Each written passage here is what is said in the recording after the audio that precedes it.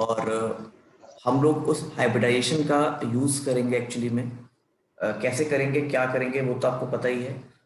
लेकिन इसमें कुछ ड्रॉबैक्स थे, इस थ्योरी के कुछ ड्रॉबैक्स थे, तो उस ड्रॉबैक्स को लिखने को आएगा एग्जाम में। तो देख लेते हैं आपको क्या ड्रॉबैक्स होते हैं इसके, ड्रॉबैक्स ऑफ वीबीटी।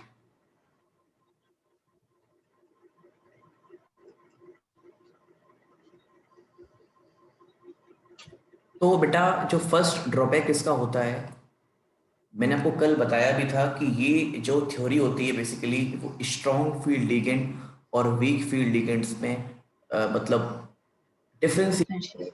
है। तो कुछ एजम्पशंस पे काम करती है। तो ये क्या करता है, इट इज बेस्ड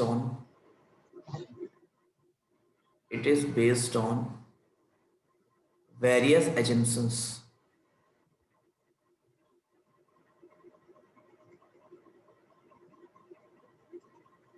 फर्स्ट है बेटा कि ये बहुत सारे एजम्पशंस पे काम करती है।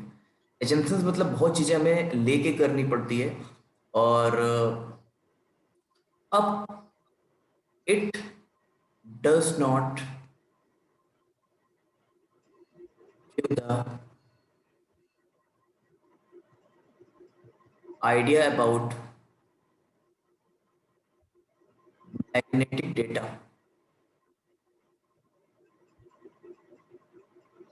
क्योंकि बेटा हम अगर स्ट्रॉन्ग फील्ड लिगेंड और वीक फील्ड लिगेंड पे मतलब पता नहीं कर पाएंगे तो ऑब्वियसली बेटा ये मतलब मैग्नेटिक डेटा नहीं बता पाएगा, क्योंकि आपको पता है अनपेड इलेक्ट्रॉन के बारे में हमें इंफॉर्मेशन प्रॉपर नहीं देती है। हाँ। ठीक है, अगला पॉइंट हम लिख सकते हैं, it does not give the information about exact colour.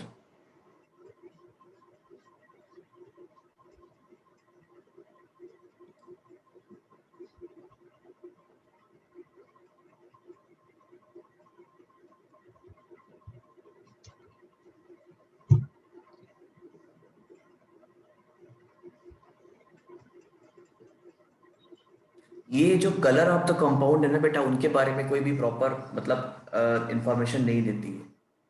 और अगला लिख सकते हैं, क्या लिख सकते हैं, it does not differ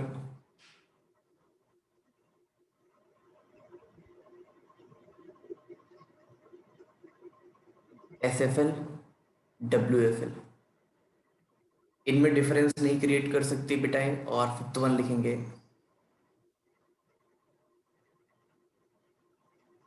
it does not give the idea about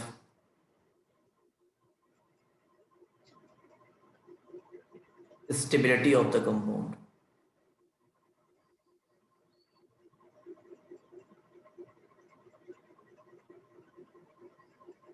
ठीक है, ये स्टेबिलिटी ऑफ कंपाउंड के बारे में भी बहुत इंफॉर्मेशन हमें नहीं देती है। ठीक है बेटा, तो आई होप आप समझ गए होगे कि क्या क्या एजम्पशंस थे और क्या क्या चीजें हमें लेकर चलनी है। ठीक है, तो ये आपको ड्रॉबैक ऑफ वीबीटी समझ में आ रहा है। यस। ठीक है, अब इस ड्रॉबैक को ओवरकम करने के लिए, इस ड्रॉबैक को ओवरकम करने के लिए बेटा सेफ्टी इंप्लीमेंट की गई। और इससे पहले क्वेश्चन देख लेते हैं हम एक, ताकि आपको चीजें समझ में आ जाए। एक क्वेश्चन है कि एक मैग्नेटिक मोमेंट दिया गया है, एक कॉम्प्लेक्स कंपाउंड है, उसका मैग्नेटिक मोमेंट दिया गया है और बेटा इसका वैल्यू दिया गया है 5.9 BM, ये दिया गया है। और आपको बताना है, क्या बताना है कि अ, और ये कॉम्प्लेक्स भी दिया गया है MnBr4n2-, इसकी आपको ज्योमेट्री बतानी है। ज्योमेट्री क्या होगी, इस कंपाउंड की आपको ज्योमेट्री बतानी है। देखो अगर ये ना भी दिया होता कंपाउंड तो हम लोग प्रिडिक्ट कर सकते थे नंबर ऑफ अनपेयर्ड इलेक्ट्रॉन से। ठीक, तो आसान है। आपको पता है ये मैग्नेटिक मोमेंट का फार्मूला क्या होता है, रूट ओवर एन n+2। इसकी वैल्यू आपको दी गई है 5.9। आपको पता है बेटा 5.9 नियर अबाउट टू 6 के आसपास होता है। तो अगर आप 6 मतलब रूट ओवर ले हुए तो आपका ये अगर n की वैल्यू 5 आएगी बेटा √35 की वैल्यू 5.9 आ जाएगी, आपको पता है। हाँ और ये एक्चुअली में जो MnBrO4 है, इसका अगर आप लोगे बेटा तो Mn का एग्जैक्टली क्या होता है, 3d5 होता है, आपको पता है। हम्म, और 4s2 सॉरी, और और यहाँ पर Mn+2 का कितना होगा, 3d5 होगा। 3d5। ठीक है, और आपको पता है बेटा 3d5 आप ऐसे बना पाओगे,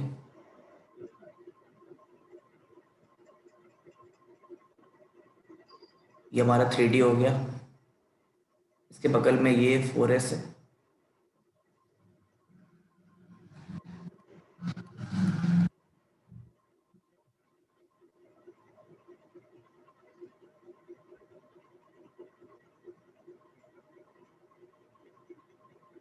ये 4s है और ये 4p है। आपको क्या पता है बेटा कि यहाँ पर हमें 4 लाइगेंड चाहिए, 4 लाइगेंड चाहिए, तो ये 4 लाइगेंड ये हो जाएंगे आपके, तो that is 4s and 4p बेटा। और हाइब्रिडाइजेशन हमारा क्या हो जाएगा, sp3 हो जाएगा। यस आपको समझ में आ रही है अच्छे से। यस। अब हम लोग बात करने जा रहे हैं CFT की, ये तो जनरल एक इंट्रोडक्शन था। अपन अब बात करेंगे बेटा CFT की। तो CFT होता क्या है, देखिए CFT का बेसिकली अगर मैं बात करूं तो ये क्रिस्टल फील्ड थ्योरी है।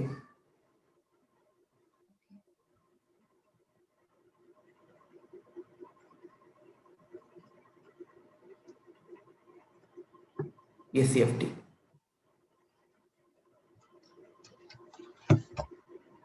और अगर मैं कुछ इंफॉर्मेशन की बेटा बात करूं यहाँ पर, तो कुछ इंफॉर्मेशन ऐसे हैं कि अगर आपको एडवांटेज लिखना हो CFT का तो कुछ एडवांटेज तो आप लिख सकते हो।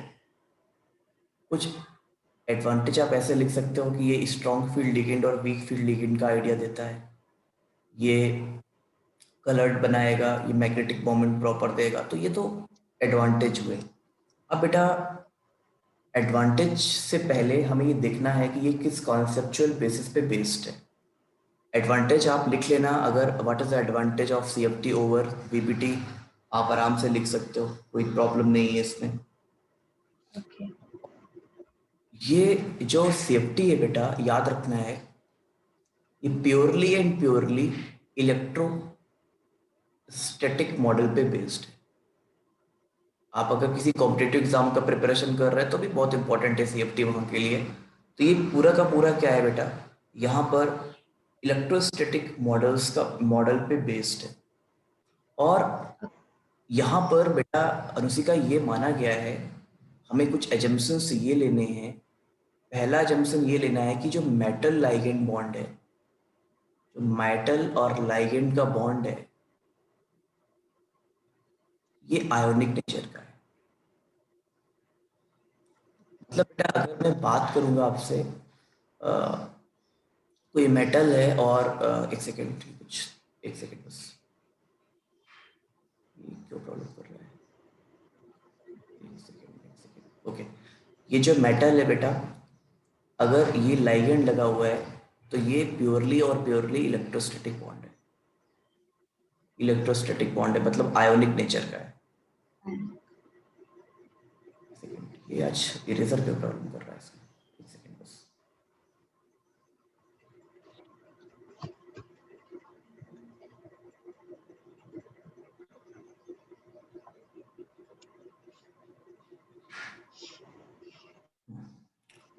तो ये बेटा आयोनिक नेचर का है। और आपको पढ़ना है बेटा, ये जो लाइगेंड है, लाइगेंड बेसिकली निगेटिव, आपको पता है। हाँ तो ये लाइगेंड क्या है, ये पॉइंट चार्ज है।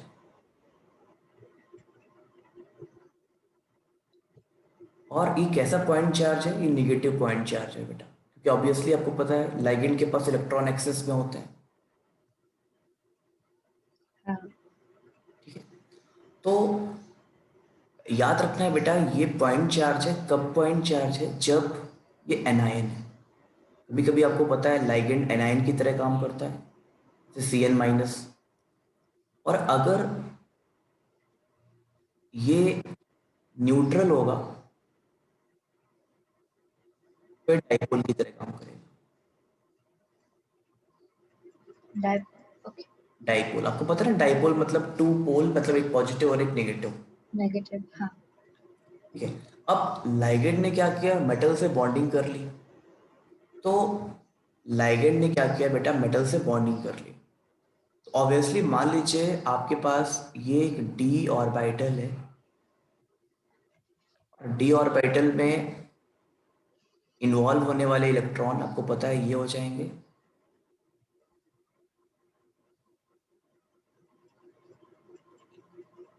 Like D X Y, Yes, D Y Z, D Z x,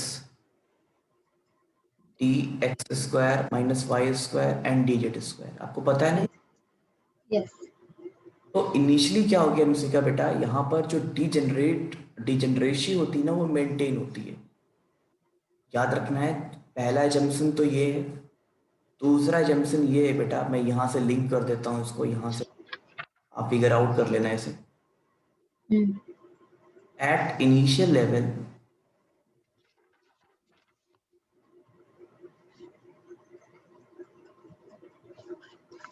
the degeneration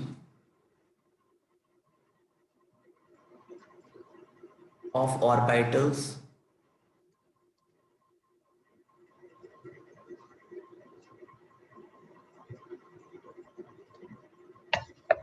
मतलब बहुत स्टार्टिंग में ही बेटा जो डिजेनरेसी होती है ना, वो मेंटेन होती है। इसका मतलब क्या होता है, ऐसा क्यों होता है, उसका भी रीजन है बेटा। मान लीजिए ये जो एम है मेटल, और वहां पर लाइगेंड ये लगे हुए हैं, ऐसे ये लाइगेंड लगे हुए हैं। मान लेते हैं अपन कि यहाँ पर कुछ लाइगेंड लगे हुए हैं ऐसे। लाइगेंड का काम होता है इलेक्ट्रॉन पेयर को डोनेट करना, ये लाइगेंड लगे हुए हैं। तो याद रखना है बेटा, ये जो लाइगेंड होते हैं या लीगेंड होते हैं, वो डिजेनरेट क्यों होते हैं, क्योंकि यहाँ पर सिमेट्रिकल इलेक्ट्रिक फील्ड होती है। याद रखना है, यहाँ पर सिमेट्रिकल इलेक्ट्रिकल फील्ड होती है, इसलिए डिजेनरेट होते हैं। Okay. आपको सीएफटी के अबाउट लिखने को आएगा कुछ, अगर आपको कुछ सीएफटी के अबाउट लिखने को आएगा बेटा, तो आप ये एजम्पशंस जरूर लिखेगा कि हमें क्या करना है। This model is based on purely electrostatic things. ठीक है। हियर यहाँ पर क्या होता है, लिगेंड को एक पॉइंट चार्ज की तरह ट्रीट करते हैं। ठीक है, ठीक है बेटा। Yes. अब क्या होता है, अभी तो हमने ये देखा कि डिजेनरेशन मेंटेन है, बट आपको एक चीज याद रखनी है, यहाँ पर क्या होता है कि जैसे आपके पास, आपको पता है ये एक्सेस, ये एक्सेस, सॉरी, आपके पास एक्सेस है, वाई एक्सेस और जेड एक्सेस। आपको आपको पता है ये हमारा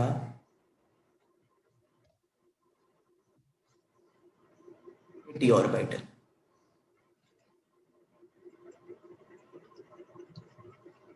अब क्या होता है कि मान लीजिए ये जो दो ऑर्बिटल होते हैं आपके, ये that is D X square minus Y square and D Z square, ये अवे होते हैं प्लेन से दूर होते हैं बेटा, मतलब आपसे दूर होते हैं, Okay. Away from the plane होते हैं। और अगर ये जो बाकी होते हैं D X Y, D Y Z and D Z X बेटा, टूवर्ड्स होते हैं, ये टूवर्ड्स होते हैं, तो आपकी तरफ होते हैं।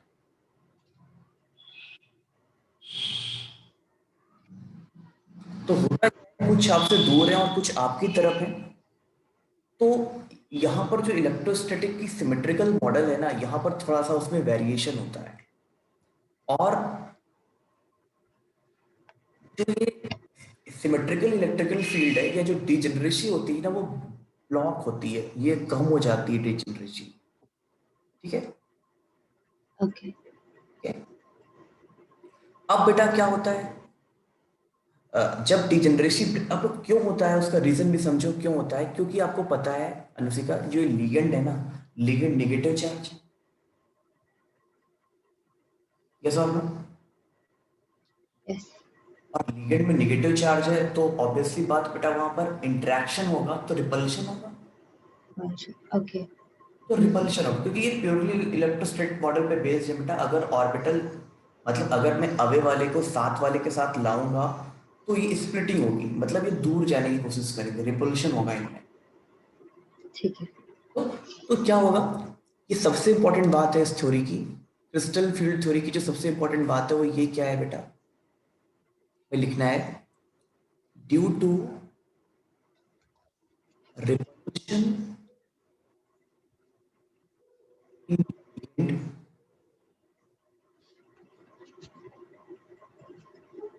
द degeneracy is blocked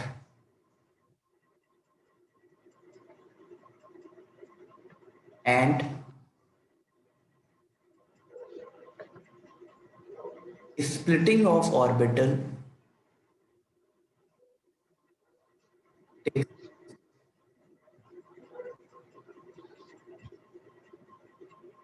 ठीक है। अब आपको अगर आपसे कोई पूछता है कि स्प्लिटिंग कैसे हो रही है तो आपको बताओगे कि देखिए क्या हो रहा है कि यहाँ पर D X square minus Y square का अलग एक लेवल है, ये अवे है, और बाय द वे अगर ये साथ में इंटरेक्ट करेंगे तो रिपल्शन होगा, और रिपल्शन होगा तो स्प्लिटिंग होती है बेटा। ठीक है, ये बात को आप समझ Yes. अच्छे से? Yes. ठीक है। अब याद रखना है जो सेफ्टी हमारी है ये दो तरह के कॉम्प्लेक्स के लिए बनाई गई है, एक तो ऑक्टाहेड्रल कॉम्प्लेक्स और एक टेट्राहेड्रल कॉम्प्लेक्स। टेट्राहेड्रल कॉम्प्लेक्स,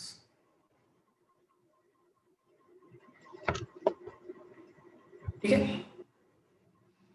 चलिए हमें जो बेसिकली फोकस करना है बेटा अनुशिका, वो फोकस करना है हमें ऑक्टाहेड्रल पे ही फोकस करना है। ये भी याद रखना है जो हमारे सिलेबस पे इंक्लूडिंग है वो ऑक्टाहेड्रल की है, तो ऑक्टाहेड्रल पे फोकस करना है, ऑक्टाहेड्रल स्प्लिटिंग पे फोकस करना है। कि ऑक्टाहेड्रल कैसे स्प्लिटिंग करता है बेटा, क्या होता है रीजन, क्या लॉजिक होता है, तो समझना है इसे। आपको ये जान लेना है कि हमारे पास इनिशियली जो मेटल ऑर्बिटल है तब डी ऑर्बिटल है वो डी जनरेट है, तो डी जनरेट मतलब इक्वल लेवल, तो ये मेटल के पास डी ऑर्बिटल है। Okay. अब क्या हुआ, स्प्लिटिंग हुआ, ये एनर्जी का लेवल होता है, ये इस एक्सेस पे हम लोग एनर्जी डायरेक्ट करेंगे, याद रखना है। अब स्प्लिटिंग हुई ये देखिए इसका मतलब ये होता है अगर मैंने कहीं इस तरह के लाइंस ऐसे ड्रॉ कर दिए इसका मतलब होता है डिजेनरेसी मेंटेन्ड है, ठीक है। अब इस जब भी याद रखना है आपको, शायद इतना तो पता होगा आपने इतनी तो फिजिक्स और केमिस्ट्री पढ़ रखी है कि बेटा जब भी स्प्लिटिंग होगी अनुशिका तो स्टेबिलिटी लूज होगी, इजंट इट? Yes. स्टेबिलिटी आपकी लूज हुई, तो स्टेबिलिटी लूज हुई तो थोड़ी एनर्जी बढ़ी, एनर्जी इंक्रीज हुई बेटा, एनर्जी इंक्रीज Hmm. हुई, और एनर्जी इंक्रीज हुई बेटा तो अब स्प्लिटिंग हो गई ऑर्बिटल्स की, कुछ ऑर्बिटल आपके ऊपर निकल गए और कुछ ऑर्बिटल आपके नीचे होकर हो गए ऐसे। आपको मैं बता दूं बेटा आपके नॉलेज के लिए, हालांकि उस दिन मैंने आपको बताया था, इस डी ऑर्बिटल को बेसिकली हम लोग टू टू कैटेगरी में डिवाइड करते हैं, एक T2J लेवल यहाँ से यहाँ तक, See. और एक आपका EG level. Yes. EG level की एनर्जी भी इक्वल होती है बेटा और T2G की इक्वल होती है, लेकिन T2G की लेवल एनर्जी थोड़ा सा कम होती है। तो ये हमारे इसमें क्या आते हैं, D X Y, D Y Z और डी जेड एक्स आते हैं, और यहाँ EG लेवल पे क्या आते हैं, D X square Y square and D Z square आते हैं। आप चाहे तो लिख लो यहाँ EG लेवल और यहाँ T2G लेवल। अब तो ये तो पता होगा बेटा कि स्प्लिटिंग वहां पर ज्यादा होगी जहां पर रिपल्शन ज्यादा होगा, इजंट इट? हाँ। जहां पर रिपल्शन ज्यादा होगा वहां पर स्प्लिटिंग भी ज्यादा होगी, ऑब्वियसली ये तो बहुत ही कॉमन बात है बेटा। ये हाँ। लेवल है, ये देखो एवरेज एनर्जी लेवल है। और इस एवरेज एनर्जी लेवल को बेटा लैटिन लैंग्वेज में बैरी सेंटर बोलते हैं। बैरी सेंटर। हाँ। बैरिसन। हाँ, यहाँ पर एनर्जी क्या हो गई है, इंक्रीज हो गई है, स्प्लिटिंग हुई है इसीलिए, और यहाँ पर एनर्जी डिक्रीज हो गई है बेटा एवरेज से। तो इस एनर्जी को हम लोग बोलते हैं, ये 2/5 डिक्रीज हुई है। 2/5 मतलब 40% डिक्रीज हुई है, और ये 3/5 इंक्रीज हुई है। ओके। अब यहाँ पर मैं एक आगे 2/5 डेल्टा नॉट लगा दूंगा, और यहाँ पर भी डेल्टा नॉट लगा दूंगा। बेटा ये जो डेल्टा ओ है एक्चुअली में, ओ फॉर ऑक्टाहेड्रल, और डेल्टा नॉट हमें क्या समझाता है, delta nought tells us about CFAC, that is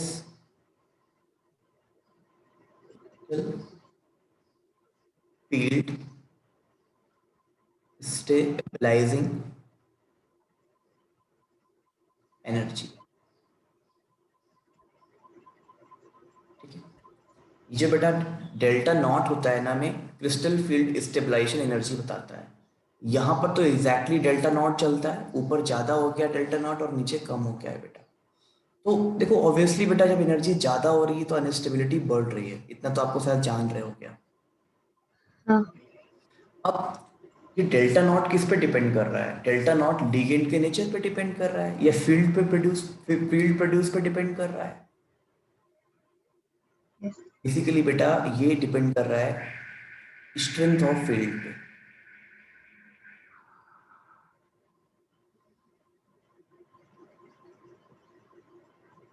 अगर आप क्वांटिटेटिवली इसे देखेंगे बेटा तो यहाँ पर लोग, कुछ लोग माइनस साइन लगा देते हैं क्योंकि एनर्जी कम हो रही है, और यहाँ पर प्लस साइन लगा देते हैं।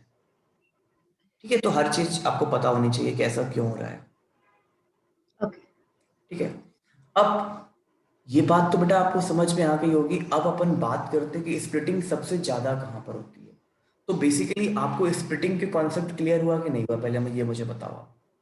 Yes sir. स्प्लिटिंग क्यों हुआ, याद रखना है स्प्लिटिंग का रीजन क्या हुआ, कि जब इंट्रैक्शन बढ़ गया ऑर्बिटल्स के बीच तो स्प्लिटिंग हुआ। जितना पावरफुल लिगेंड होगा बेटा उतना इंट्रैक्शन ज्यादा होगा और उतना डिजेनरेसी का लॉस होगा। ठीक है, अब स्प्लिटिंग का ऑर्डर अगर देखूं बेटा मैं, तो सबसे ज्यादा जो स्प्लिटिंग होती है वो सी डोनर एटम पे होती है।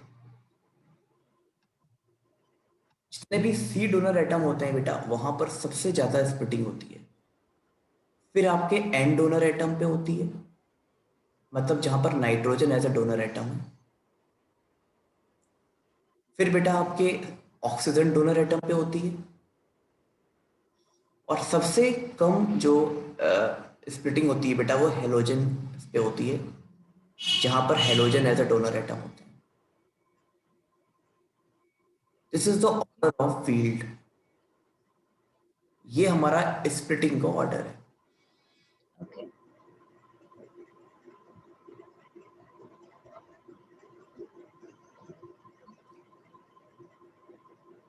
अब देखो बेटा हमारे लिए ये पॉसिबल नहीं है कि हम सबको मतलब याद कर पाए, तो हमें कुछ याद कर लेने हैं, जैसे EDTA, NH2, EN, CN और CO, ये हमारे SFL है। केवल इतने ही याद रखने हैं, बाकी नहीं याद रखने बेटा।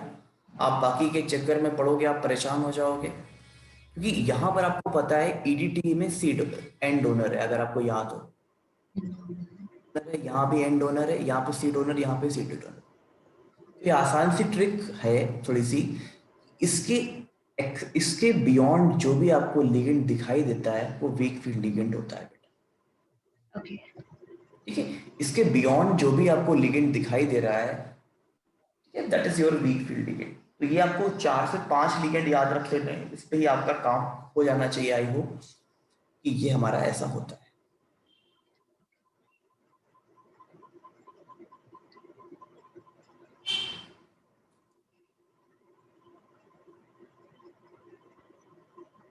ठीक है बेटा, क्लियर है?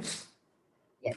अब एक्चुअली जब भी स्प्लिटिंग हो रही है, जब भी स्प्लिटिंग हो रही है तो क्या हो रहा है कि हम लोग इलेक्ट्रॉन्स को एक सब ऑर्बिटल से दूसरे सब ऑर्बिटल में सेंड कर रहे हैं, या उस ऑर्बिटल से नीचे ऑर्बिटल में ला रहे हैं। ये तो हो रहा है। हाँ, तो बेसिकली एक एनर्जी की रिक्वायरमेंट होती है, फॉर स्प्लिटिंग के लिए एक एनर्जी की रिक्वायरमेंट होती है, दैट इज पेयरिंग एनर्जी। याद रखना है, पेयरिंग एनर्जी। एक एनर्जी लेवल तो मैंने आपको समझा दिया था, दैट इज CFAC बेटा। और ये सेकेंड एनर्जी है हमारा, that is your pairing energy. याद आ रहा है, समझ में आ रहा है कुछ? yes sir. अब पेयरिंग एनर्जी क्या होता है? This energy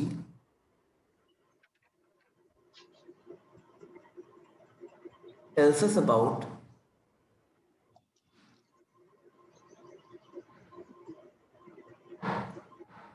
what the amount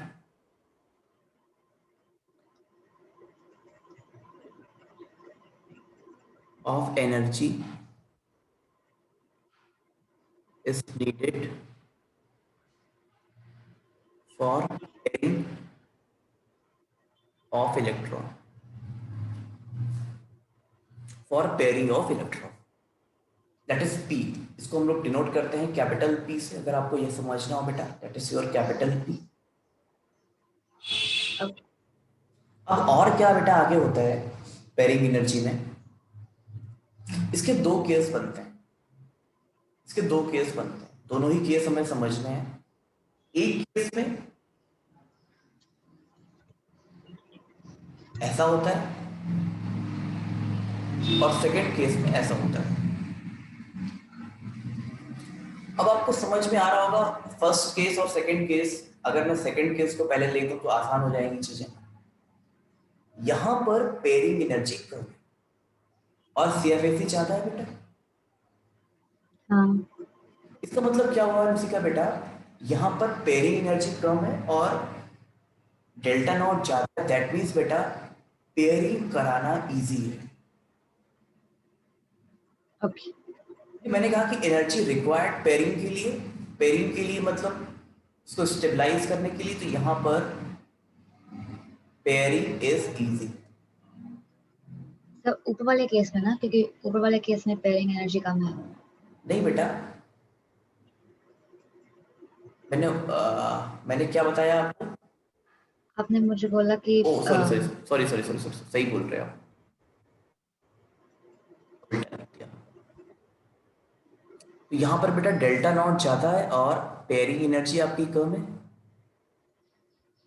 ठीक है, तो यहां पर बेसिकली हमें क्या याद रखना है, हमें बेसिकली क्या याद रखना है कि पेयरिंग थोड़ा सा आसान हो जाएगी यहाँ पर। हम्म, ठीक है, पेयरिंग यहां पर आसान है, पेयरिंग इज इजी।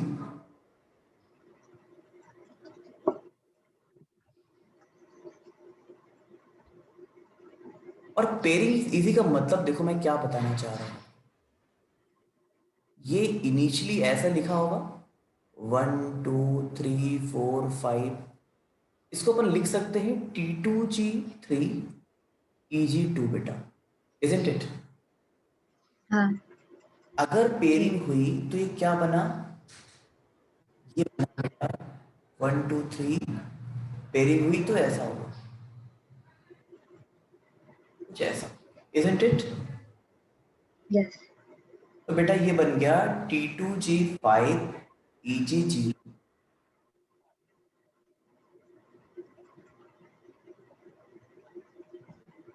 ठीक है ना? ओके। तो याद रखना है बेटा, ये यहां पर बेसिकली क्या हुई, यहां पर जो स्पिन होती है, स्पिन समझते हो, यहां पर लो स्पिन कॉम्प्लेक्स बनेंगे। लो स्पिन कॉम्प्लेक्स बनेंगे क्योंकि मैग्नेटिक मोमेंट आपका डिक्रीज हो जाएगा। इतना बात आपको शायद समझ में आ रहा होगा। यस।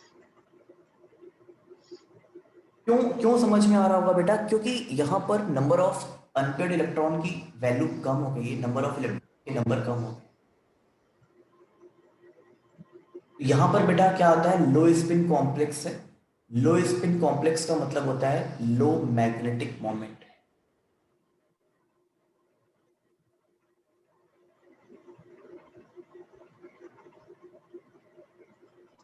अगर आप इधर की बात करते हैं बेटा, delta not is greater than P, इसका मतलब पेयरिंग इज डिफिकल्ट।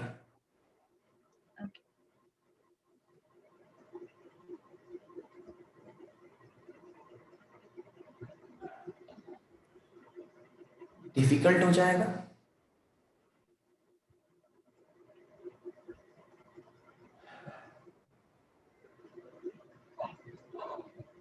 ये हमारा T2G लेवल है और ये EG लेवल है बेटा, और ये एज इट इज रहेगा, कोई चेंज नहीं होगा क्योंकि पेयरिंग नहीं हो रही। फिर कोई भी पेयरिंग नहीं हो रही है।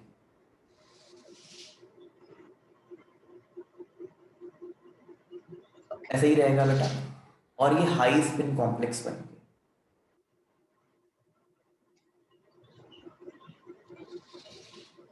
ठीक है बेटा, यहां से हाई स्पिन कॉम्प्लेक्स बनेंगे।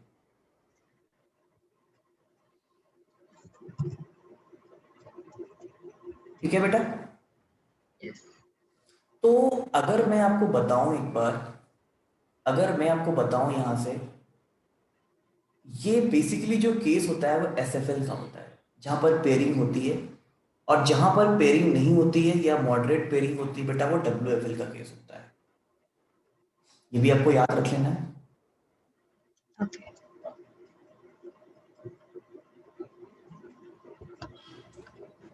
एक आपको डेटा मैं बता देता हूँ, एक आपको ये क्वांटिटेटिवली डेटा बता देता हूँ, quantitative data D4 to D7 अगर कहीं एसएफएल के साथ लगा हुआ है, मतलब किसी कॉम्प्लेक्स का electronic configuration D4 to D7 और ये एसएफएल है बेटा, is stable as compare to डब्ल्यूएफएल।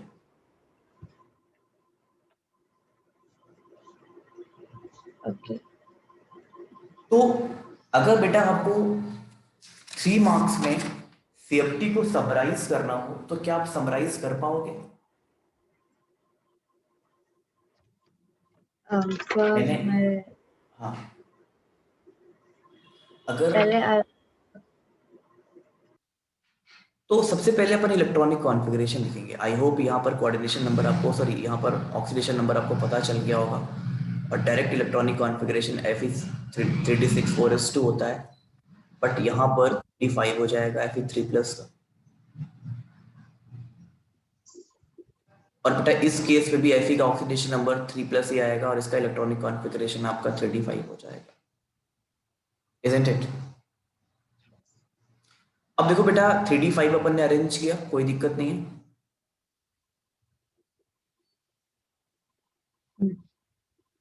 1 2 3 4 5 ये 3D है। फिर आपका 4s खाली है, 4p भी खाली है, ऐसा है। ऐसे ही 4d भी बना दीजिए, कोई दिक्कत नहीं, 4d भी बना सकते हैं आप। तो ये आपका 4s है, ये 4p है और ये 4d है। ऐसे ही बेटा यहां पर आप देखिएगा 3d, 4s, 4p एंड ये 4d।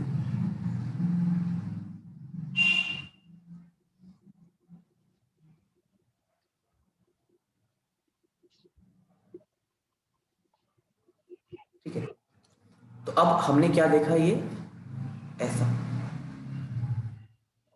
अब देखो बेटा इसी का इतना तो आप जानते हैं कि जो H2 है ना, ये WFL का पार्ट है। अभी थोड़ी देर पहले हमने देखा था H2O में कोई भी स्ट्रॉन्ग फील्ड लिगेंड नहीं होता है, और जो CN होता है बेटा वो SFL का पार्ट है। ये बात आपको समझ में आती है? ओके। यस। अगर बेटा SFL का पार्ट है तो यहां पर नो पेयरिंग होगी, कोई भी पेयरिंग नहीं होगी बेटा, आप जान रहे हैं। हाँ। यहां पर बेटा आपकी पेयरिंग हो जाएगी, स्प्लिटिंग हो जाएगी तो पेयरिंग हो जाएगी। तो पेयरिंग करा दिया आपने, 1 2 3 4 और ये 5, ये 3D बन गया आपका।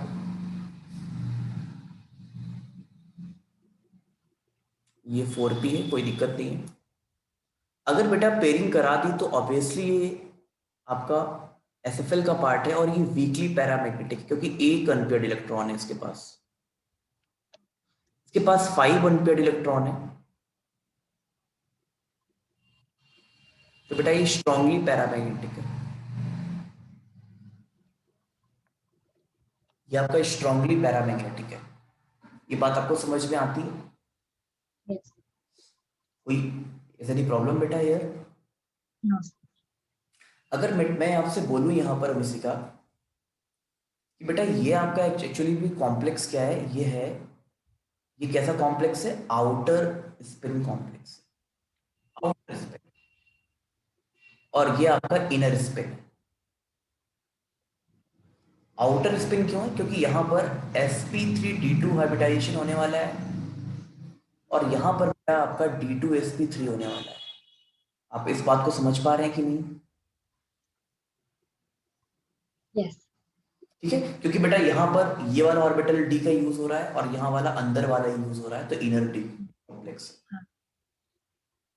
तो यहाँ पर आउटर स्पिन मतलब आउटर डी यूज हो रहा है, यहाँ पर इनर डी यूज हो रहा है। ओके। ओके। एक और क्वेश्चन करते हैं ऐसे ही।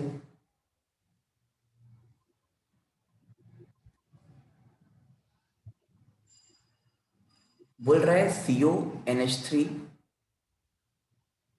O6 3+ एक दिया हुआ है बेटा, और एक NiNH3 O6 2+ दिया हुआ है। आपको दोनों पे हाइब्रिडाइजेशन फाइंड आउट करना है। ठीक है, बोल रहा है ये इनर है, वैसे मैं बता दे रहा हूं ये इनर है और ये आउटर है। आप जरा 2 मिनट पर बताऊं या ना बताऊं, आपको पता चल चुकी होगी आई होप कि कोई भी जो कॉम्प्लेक्स एंटिटी होती है, ठीक है, कोई भी बेटा जो कॉम्प्लेक्स एंटिटी होती है वो बेसिकली कलर्ड की अगर बात करते हैं तो वहां पर अनपेयर्ड इलेक्ट्रॉन आने चाहिए। हाँ। और अगर बेटा अनपेयर्ड इलेक्ट्रॉन नहीं है तो ऑब्वियसली वहां पर कलर्ड का कोई कॉन्सेप्ट ही नहीं नजर आता आपको। Yes.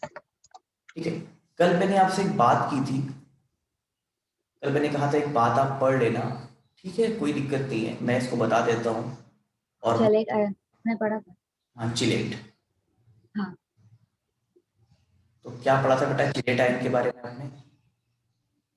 So, chelating ligand both the bidentate ligands are chelating ligands, हाँ and the complex compounds that contain chelating ligands are known as chelating hmm, chelates, hmm, and the chelate effect is हम्म, अगर Chalet ring में होते हैं they're more stable than non-ring.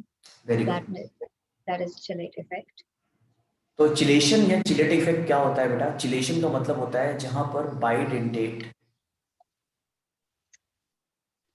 और more than 2 donor atom, ऐसा नहीं कि केवल बाइडेंटेट, इट में भी 2 डोनर एटम भी हो, मोर देन 2 डोनर एटम भी हो सकते हैं, इट में भी ट्राइडेंटेट और टेट्राडेंटेट। और याद रखना है बेटा, ये क्या करते हैं, ये basically they form ring.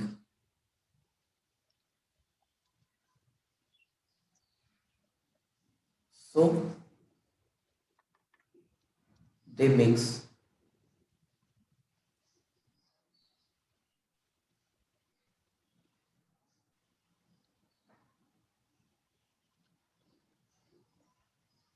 Compound more stable, इसलिए कंपाउंड को बहुत स्टेबल बना देते हैं। देखिए, अगर एक नॉर्मल सी बात है, आपसे लिखा हुआ है CO OX होल थ्राइस, और यहां पर बेटा आपसे लिखा हुआ है यहाँ पर 3- लिखा हुआ है, तो यहां पर CO के साथ ऑक्सीलेट के ये OX लगा हुआ है एक, ये OX लगा हुआ है बेटा, और एक ये OX लगा हुआ है। तो हर जगह आप क्या देख रहे हैं कि यहाँ पर रिंग बन रही है। और अगर मैं इसको ऐसे ही बनाऊं, इसको इसको बनाऊं, तो ऑक्सलेट आयन आपको पता है क्या है? That is this one oxalate ion, आपको पता है? ये आपका ऑक्सलेट आयन है। तो ये O और ये O, ठीक है, ये C double bond O, C double bond O, और ये ऑक्सलेट। तो आप देख रहे हैं यहाँ पर मैं एक ही बना रहा हूँ, बाकी के लिए जगह तो नहीं है अपने पास। बेटा आप देख रहे हैं यहाँ पर रिंग बन रही है, और रिंग्स एक स्टेबल, ये रिंग आपको स्टेबल बना देती है। ये केवल और केवल बाइडेंटेट में ही नहीं होता है, ये ट्राइडेंटेट, पॉलीडेंटेट, ईडीटी बहुत अच्छा रिंग बनाता है, याद रखना है आपको हमेशा। ईडीटीए जो होता है बहुत अच्छा रिंग फॉर्म करता है। Okay. ईडीटीए जो आपके पास अभी है, ये बेस्ट चिलेटिंग एजेंट है, आपको याद रखना है। ठीक है बेटा। Yes. अब आज के होमवर्क की बात कर लेते हैं। आज जो आपको होमवर्क करना है बेटा, वो करना है, आपको करना है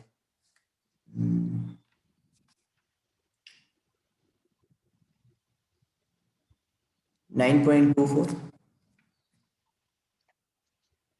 9 point. 9.24, Okay.